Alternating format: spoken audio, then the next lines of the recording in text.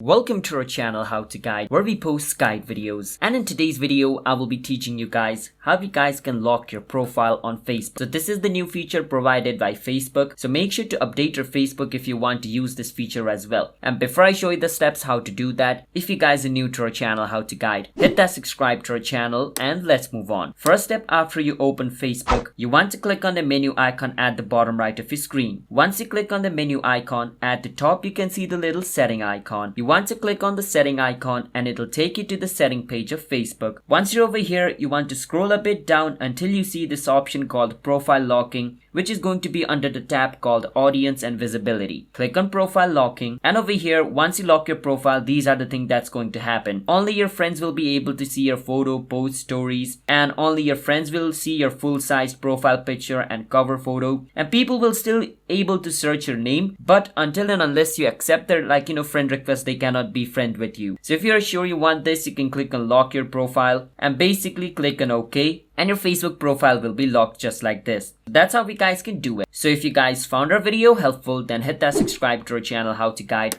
and I will see you guys in my future video. Bye bye until then.